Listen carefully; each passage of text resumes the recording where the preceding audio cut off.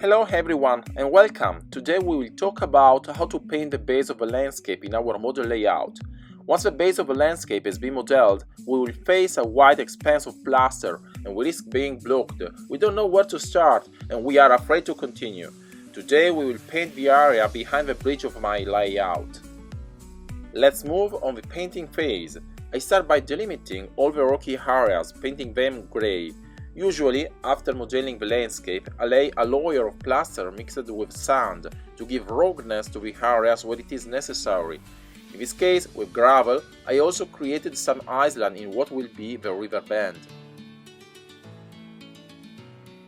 Make a fast sketch if necessary, but in our mind the different areas, rock, grass lawn, soil, must be very clear.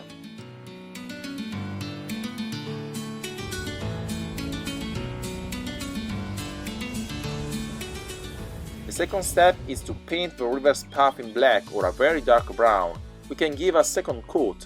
If we don't get a full color, it doesn't matter, as long as it is darker than the rocks created previously.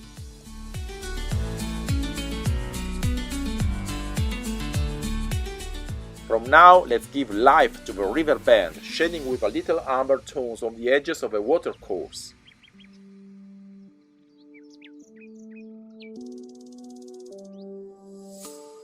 For the restant parts, we can use a generic brown. This is not a specific color for modeling, it mainly serves as a base.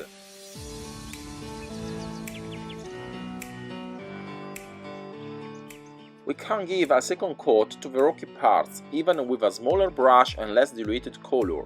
In my case, I also color the part of the river where a difference in height will create a small waterfall, leaving the rocks exposed. In case of inevitable smudges, keep a piece of absorbent paper handy.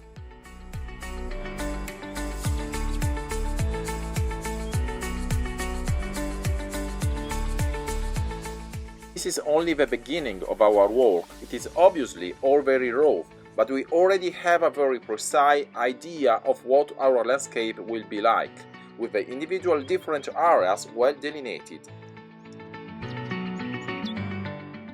Well, the brown used before as a base is not very realistic, so I suggest going over the areas where there will be no vegetation with a slightly more diluted raw amber or burnt amber in order to give greater realism to the scene.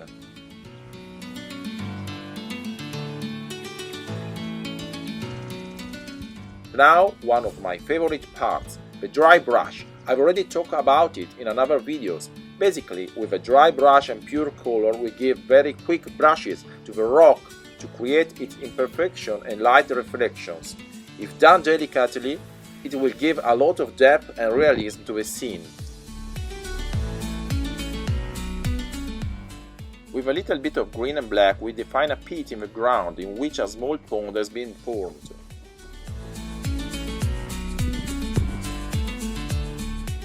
It will be necessary to go over some areas of the river where the color appears less full, and lighten the lower banks of the river with a very diluted sienna. We can also play around with our shades until we obtain the desired result. Even better results can be achieved with oil paints, but it is a more complex technique to use.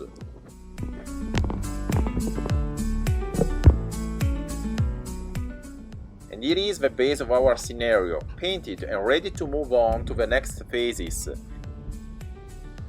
The reddish areas are well delimited and will be covered by vegetation. The others look quite realistic and the shades are not too homogeneous. Soon we will complete the scene with the vegetation, decorations and details of the case. In particular, I can't wait to dedicate myself to the river. Thank you so much for the view and see you soon for the next steps.